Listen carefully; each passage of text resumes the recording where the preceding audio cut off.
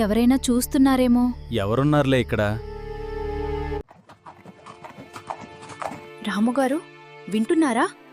ఏదో వింత శబ్దం వచ్చింది. అవును శాంతి, నాక్కూడా ఎవరో తీవ్రమైన బాధతో మూలుగుతున్నట్లు అనిపించింది. కాపాడండి! ఎవరైనా ఉన్నారా?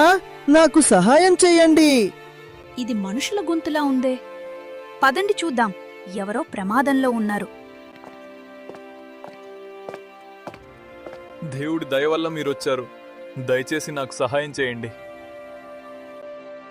హే భగవాన్, ఈ గుర్రం మాట్లాడుతోంది. శాంతి, పర్వతి, ఇదేదో మాయా రాక్షసుడు లేదా దెయ్యమై ఉంటుంది. భయపడకండి, నన్ను నమ్మండి. నేను ఏ రాక్షససుడిని లేదా దయ్యాన్ని కాదు. నేను కేవలం ఒక బాటసారిని. దారి తప్పిపోయాను. మీ ప్రపంచం నాకు పూర్తిగా కొత్తది. నేను చాలా అనారోగ్యంతో ఉన్నాను. నడవడానికి కూడా ఓపిక లేదు. రాముగారు, ఒక్కసారి చూడండి. దీని కళ్ళలో ఎంత బాధ ఉందో. ఏ రాక్షసుడు కూడా ఇంత అమాయకంగా నిస్సహాయంగా చూడలేడు. సరే, నువ్వు మాతోరా. నీకు నచ్చినంతకాలం మా ఇంట్లోనే ఉండు. నీకు నయమయ్యాక నీకు వెళ్ళాలనిపించిన రోజు సంతోషంగా నీ ఇంటికి తిరిగి వెళ్ళిపోవచ్చు. అసలు నువ్వు ఎవరివే? ఎక్కడి నుండి వచ్చావు? నా జీవితంలో ఒక జంతువు మనుషుల్లా మాట్లాడడం ఎప్పుడూ వినలేదు. నేను ఈ లోకానికి చెందినదాన్ని కాదు రాము. నేను మరో లోకం నుండి వచ్చాను. నేను ఊరికే విహారానికి వచ్చాను. కాని ఈ ప్రపంచంలోని గాలి, దారులు నన్ను చిక్కుల్లో పడేశాయి.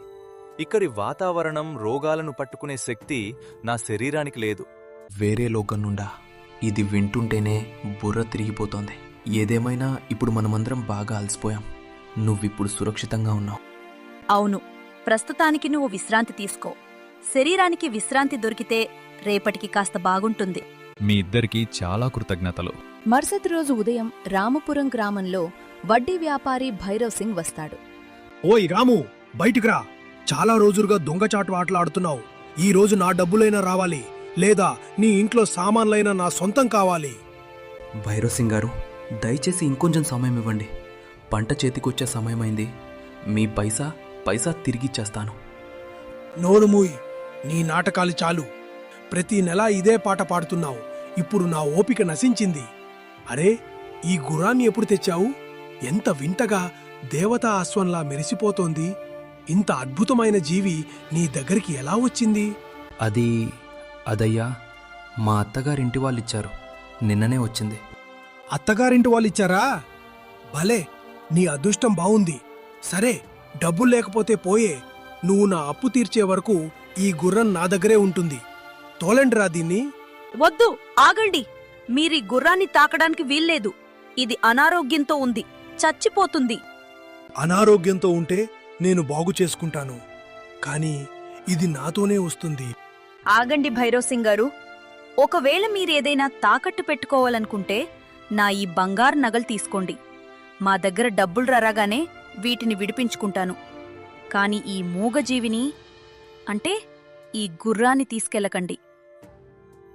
పిచ్చిదానా, ఈ మామూలు గుర్రం కోసం నీ బంగారు నగలిచ్చేస్తున్నావా? నిజంగానే నీ బుర్ర పనిచేయడం లేదు. పో, నగలు తీసుకురా. ఈ నగలు తీసుకోండి. పదండిరా, ఈ రోజు మనకు పండగే. గుర్రమైతే మేత వేయాల్సి వచ్చేది ఈ బంగారమే మేమేలు. విను రాము, వచ్చే నెల మళ్ళీ వస్తాను. మిగిలిన బాకీ తీరకపోతే నీ పని అంతే. శాంతి, ఏం పని చేశావు నువ్వు? నీ తల్లి చివరి గుర్తుగా ఇచ్చిన నగల్నిచ్చేశావా? శాంతి అమ్మా, నాకోసం నీ అత్యంత విలువైన సంపదను త్యాగం చేశావు. మీ ఇద్దరి ఈ దయాగుణాన్ని నేను ఎప్పటికీ వృధా పోనివ్వను. శాంతి అమ్మా, నన్ను బిడ్డ అని పిలిచి నువ్వు నాకిచ్చిన ఈ స్థానాన్ని, ఆ రుణాన్ని నా చివరి శ్వాస వరకు మరువలేను. నా లోకంలో మాటకి చాలా విలువ ఉంటుంది. ఈ రోజు నుండి నీ రక్షణ, నీ సంతోషం నా బాధ్యత.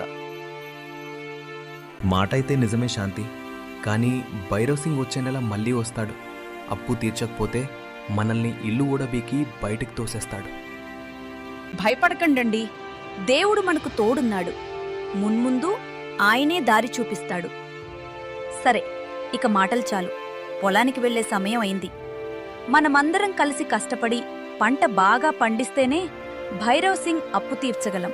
పొలంలో రాము శాంతి పనిచేస్తుండగా పక్కనే ఒక వృద్ధురాలు ఆత్మహత్య చేసుకోబోతుంటుంది. హే భగవాన్, నన్ను క్షమించు. నా కన్న కూతురు లక్ష్మి, నన్ను క్షమించుమ్మా.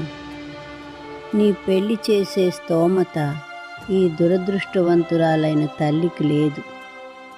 పెళ్లి కొడుకు వారి డిమాండ్లు కొండలా ఉన్నాయి. నా జేబు ఖాళీగా ఉంది. నేను బ్రతికి ఉండి ఏం లాభం? ఆగండి ఆగండి అవ్వా, ఎంత ఘోరం చేస్తున్నావు? అవ్వా, స్పృహలోకి రా. ఇదేం పిచ్చితనం? ప్రాణాలు తీసుకోబోతున్నావు. నన్ను వదిలే రాము, నన్ను చావనివ్వు. చస్తే కనీసం ఈ అవమానం నుండైనా తప్పుకుంటాను. అంత పెద్ద కష్టం ఏమొచ్చిందవ్వా? వచ్చే వారమే కదా నీ కూతురు లక్ష్మి పెళ్ళి. సంతోషంగా ఉండాల్సింది పోయి ఇదేం పని? ఏం పెళ్లి శాంతి? నిన్న రాత్రి పెళ్లి కొడుకు వాళ్ళు వచ్చారు.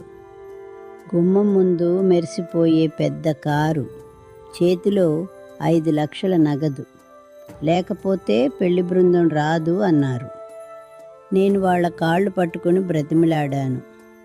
పేదదాని గౌరవం తీయకండి అన్నాను. కానీ ఆ రాతి గుండెలు కరగలేదు. కాని అవ్వా, పెళ్లి ముందే ఖాయమైంది కదా? అయింది.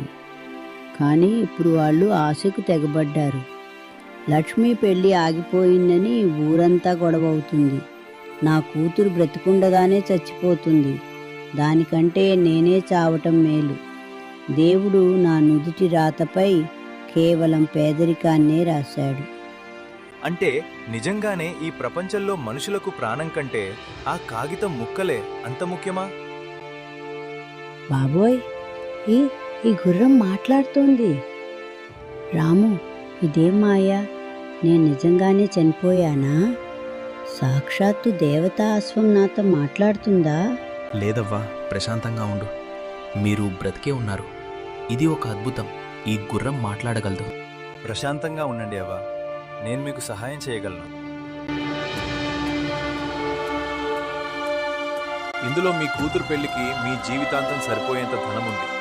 వెళ్ళి మీ కూతురు పెళ్లి ఘనంగా జరిపించండి. ఇది నిజమేనా? నేనేమైనా కలకంటున్నానా?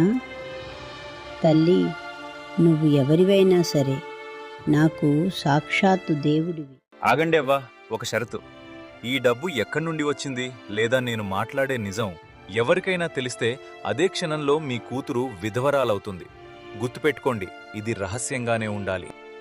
లేదు, నా నోరు అస్సలు విప్పను.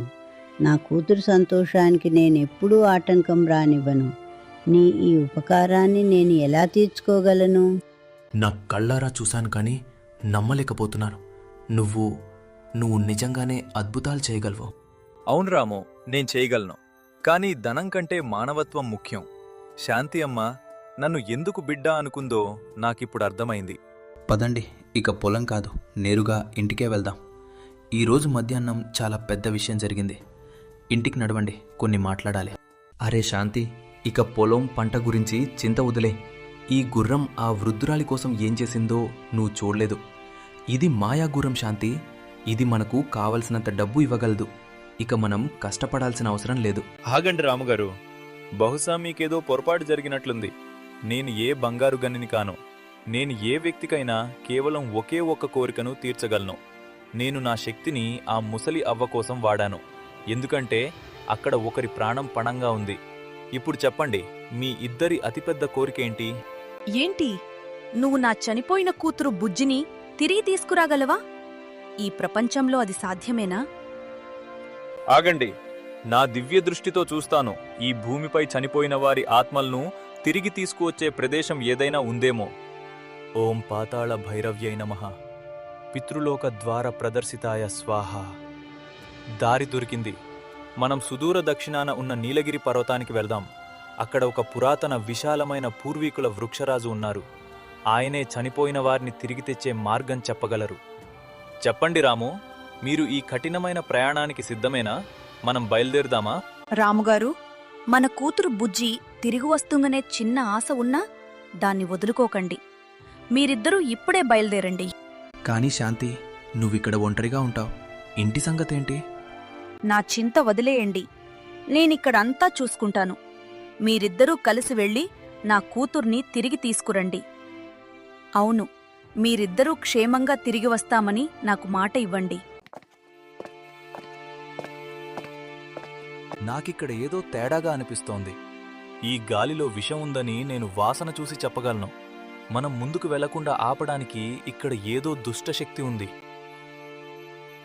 హహహ, చాలా తెలివైన దానివే. నా సువాసనను ముందే పసిగట్టావు. నీ మాంసం ఎంత మెత్తగా రుచిగా ఉంటుందో కదా. ఇక ఈ ముసలాడు వీడి ఎముకలు నమలడంలో చాలా మజా వస్తుంది. బాబోయ్, ఇదేం వింత జీవి అండి. పరుగెత్తండి ఇక్కడి నుండి. ఇది మనల్ని పచ్చిగానే తినేస్తుంది. ఎక్కడికి పారిపోతారు? ఈ అడవి మహారాణి మాయలమారి మొహిని అనుమతి లేనిదే ఇక్కడ పక్షి కూడా రెక్కలాడించలేదు.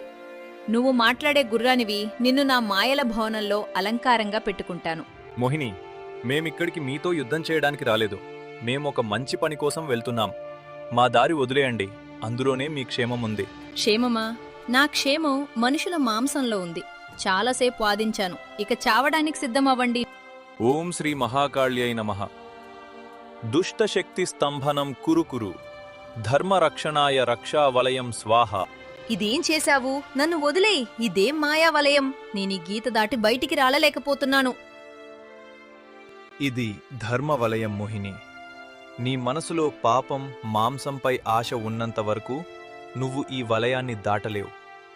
ఏ రోజైతే నిన్ను నువ్వు మార్చుకుని ఇతరులను హింసించటం మానేస్తావో ఆ రోజు ఈ వలయం దానంతటా అదే మాయమైపోతుంది. కొద్ది దూరం నడిచాక వారు ఇద్దరూ నీలగిరి పర్వతంపై వృక్షరాజు దగ్గరకు చేరుకుంటారు. ఆగు తలతిక్క జంతువా! నాగేశ్వర నగరి శాంతిని భంగం చేయడానికి నీకెంత ధైర్యం? మాట్లాడే జంతువా, నువ్వు నీ పరిధి దాటుతున్నావు. ఒక అల్పుడైన మనిషి కోసం దేవలోక శక్తులను అవహేళన చేస్తున్నావు. నేను నా పరిధిని కాదు మహారాజా, నా కర్తవ్యాన్ని నెరవేర్చడానికి వచ్చాను. కర్తవ్యమా? ఈ 2 కాళ్ళ జీవి కోసమా?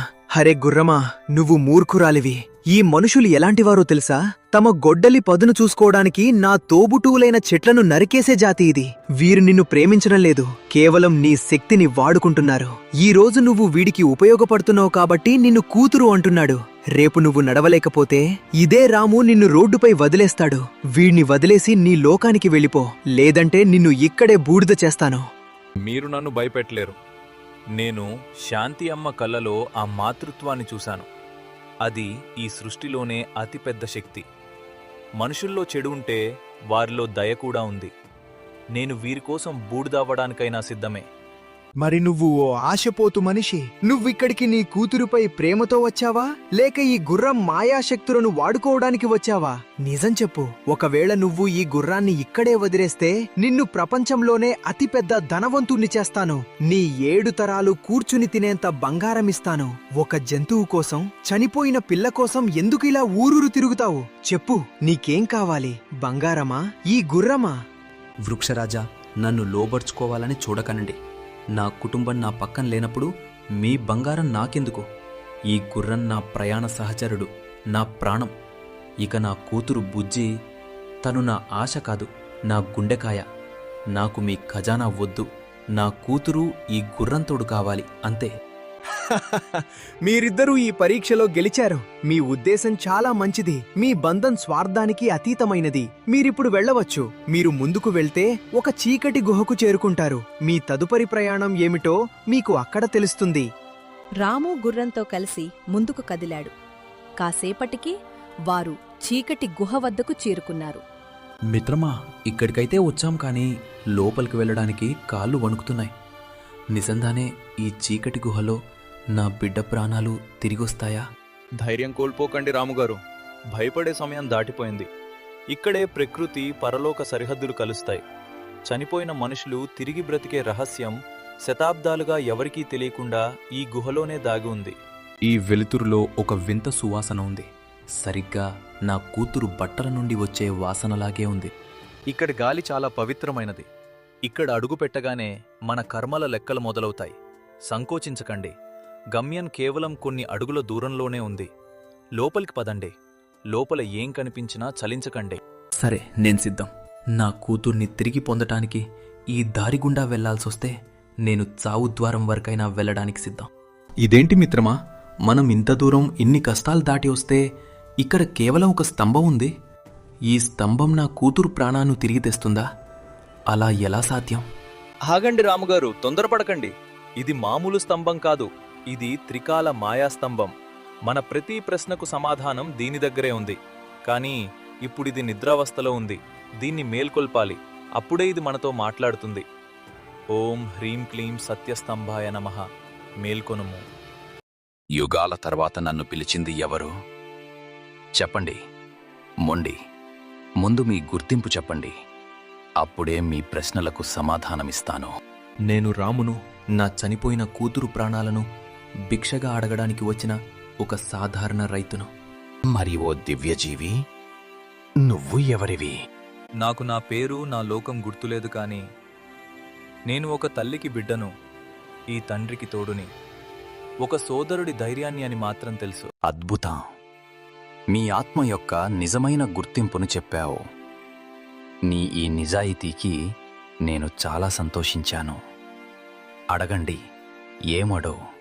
ఈరోజు మీరు ఏం చెప్తే అదే జరుగుతుంది. ఒక్క మాట చెప్పు, నా కూతురు తిరిగి ఎలా వస్తుంది?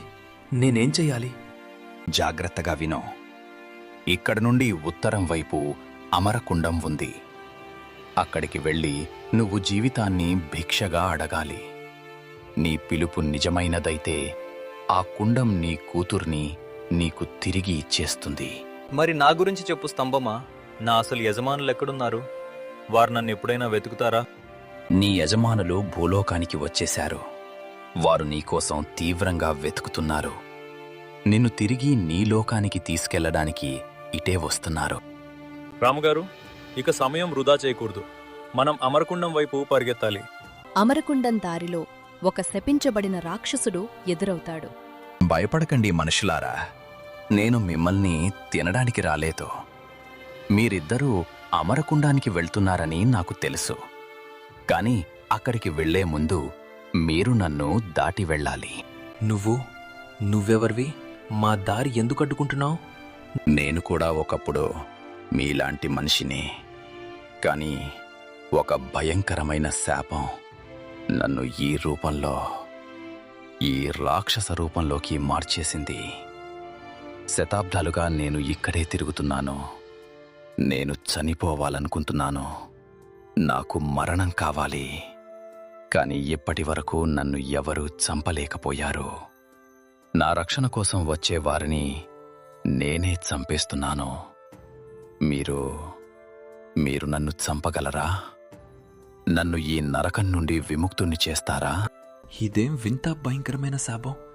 ఎవరైనా చావాలని ఎందుకు కోరుకుంటారు? నాకు ఈ శాపం గురించి తెలుసు. దీన్ని అమర అహంకార శాపం అంటారు.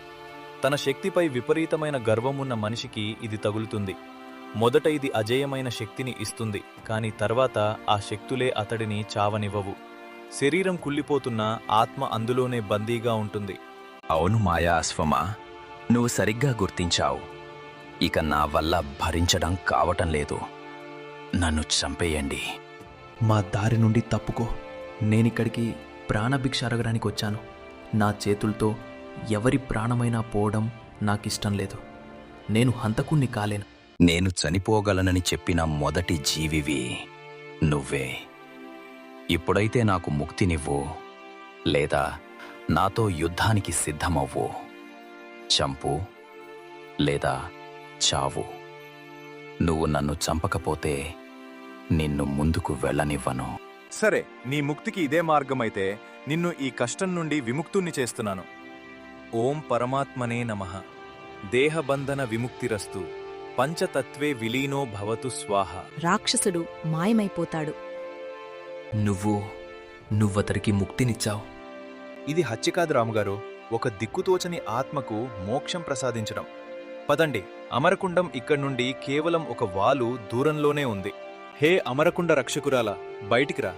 మేమిక్కడికి ఒక ప్రాణాన్ని భిక్షగా అడగడానికి వచ్చాము. నీ రూపాన్ని ప్రకటించు. మిత్రమా, ఈ చెరువు చూడటానికి చాలా భయానకంగా ఉందే. రాముగారు, ధైర్యం కోల్పోకండి. రక్షకురాలు రాగానే భయం లేకుండా మీ కూతుర్ని తిరిగి ఇవ్వమని అడగండి. కానీ గుర్తుపెట్టుకోండి, ఆమె మిమ్మల్ని 2 చాలా కఠినమైన వింతైన ప్రశ్నలు అడుగుతుంది. మీ నిజాయితీయే మీ కూతుర్ని తిరిగి తెస్తుంది. నా నిద్రను భంగం చేస్తున్నది ఎవరు? ఒక సామాన్య మనిషి, మరో లోకపు జీవి. చెప్పండి, ఏం కావాలి? హే జలకన్య, నేనొక నిస్సహాయుడైన తండ్రిని. నా కూతురు బుజ్జి అకాల మరణం చెందింది. దయచేసి తనను తిరిగి బ్రతికించండి. తను లేకపోతే నేను, నా భార్య చచ్చిపోతాము. జీవనదానం చేయడం అంత సులువు కాదు రాము. నువ్వు నా 2 ప్రశ్నలకు సమాధానం చెప్పాలి. తప్పు చెప్తే నువ్వు కూడా ఇందులోనే కలిసిపోతావు. మొదటి ప్రశ్న, ఒకవేళ నీకు నీ తల్లి, నీ భార్యలలో ఎవరో ఒకరినే ఎంచుకునే అవకాశం వస్తే ఎవర్ని ఎంచుకుంటావు? ఎందుకు? మహారాణి, నేను నా తల్లిని ఎంచుకుంటాను. ఎందుకంటే భార్య నా జీవిత ప్రయాణంలో నా అర్ధాంగి, సగభాగం. కాని తల్లి నాకీ జీవితాన్నిచ్చిన మూలస్తంభం, నా వేరు. భార్య లేకపోతే నా సంసారం అసంపూర్ణంగా ఉంటుంది. కాని తల్లి లేకపోతే నా ఉనికికే సాధ్యం కాదు. వేరు బలంగా ఉంటేనే కదా కొమ్మలు మొలుస్తాయి. సరైన సమాధానం. ఇప్పుడు 2వ ప్రశ్న, నీ కూతుర్ని బ్రతికించడం కోసం నీకు తోడుగా ఉన్న ఈ గుర్రం గొంతు కోయాల్సి వస్తే నువ్వు దానికి ఒప్పుకుంటావా? ఎందుకు? లేదు మహారాణి, నేను దీనికి అస్సలు ఒప్పుకోను. నా కూతురు నా గుండెకాయ కావచ్చు, కాని ఈ గుర్రం నా ధర్మం, నా నమ్మకం. ఒక అమాయకురాలి ప్రాణం తీసి నా కూతుర్ని తిరిగి పొందితే నా కూతురు ఒక హంతకుడైన తండ్రి ఒడిలో పెరుగుతుంది. అలాంటి జీవితం నా కూతురికి కూడా ఒక శాపమే అవుతుంది. నా స్వార్థం కోసం నన్ను నమ్మిన జీవిని నేను చంపుకోలేను. ధన్యుడివి రాము, నువ్వు మోహంపై ధర్మాన్ని గెలిపించావు. ఇదిగో నీ బిడ్డ బుజ్జి, తీసుకో. నీ నిజాయితీ తనను తిరిగి తెచ్చింది. ఇక ఒక్క క్షణం కూడా ఇక్కడాగకండి. నీ కూతుర్ని తీసుకుని ఇక్కడ్నుండి వెంటనే వెళ్ళిపోండి. గుర్తుపెట్టుకోండి, వెనక్కి తిరిగి చూడకండి. ఒకవేళ చూస్తే తను మళ్ళీ రాయి అయిపోతుంది. వెళ్ళండి. ఇంటికి తిరిగి వచ్చిన తర్వాత కూతురు బ్రతకడం చూసి శాంతి ఆనందిస్తుంది. నా కూతురు, ఇది నా బుజ్జి. హే చండీమాత, నేను కలకంటున్నానా ఏంటి? నా కన్నకడుపు తిరిగి వచ్చింది. రాముగారు, మీరు అద్భుతం చేశారు. నా ఖాళీ ఒడి మళ్లీ నిండింది. ఇది నేను చేయలేదు శాంతి, ఈ గుర్రం చేసింది. ఇది కనుక తోడు లేకపోతే ఈరోజు నేనుండేవాణ్ణి కాదు, మన బిడ్డ ఉండేది కాదు. నా బంగారు తల్లి, ఈరోజు నువ్వు నిరూపించావు. నువ్వు ఈ ఇంటి సభ్యురాలివి మాత్రమే కాదు, మా రక్షకురాలివి. నువ్వు నాకిచ్చిన ఈ సంతోషం ముందు ఈ ప్రపంచంలోని సంపదంతా ఎందుకు పనికిరాదు? నీ ఈ ఉపకారాన్ని నేను ఎలా తీర్చుకోగలను? అమ్మా, నువ్వు నన్ను బిడ్డ అన్నావు కదా, అదే నాకు పెద్ద బహుమతి. ఈరోజు ఈ ఇంటి సంతోషాన్ని చూశాక నా ప్రయాణం ధన్యమైంది. కష్టాల్లో ఉన్నప్పుడు స్వార్థం చూడకుండా ఇతరులకు చేసే సహాయం ఎప్పటికీ వృధా పోదు. మనం చూపే నిస్వార్థ ప్రేమ, దయ మనకు ఆపద వచ్చినప్పుడు అండగా నిలబడి అసాధ్యాన్ని సైతం సుసాధ్యం చేస్తాయి. ఒకవేళ మాయాగుర్రం మీ జీవితంలోకి వస్తే మీరు కోరుకునే ఆ ఒక్క కోరికేమిటి? ఈ కథను చివరి వరకు వీక్షించిన మిత్రులందరికీ హృదయపూర్వక ధన్యవాదాలు. కథ నచ్చితే తప్పకుండా లైక్ చేయండి, మీ స్నేహితులు మరియు కుటుంబ సభ్యులతో షేర్ చేయండి. ఇలాంటి మరిన్ని ఆసక్తికరమైన సందేశాత్మక యానిమేషన్ కథల కోసం మన ఛానల్ను ఇప్పుడే సబ్స్క్రైబ్ చేసుకోండి.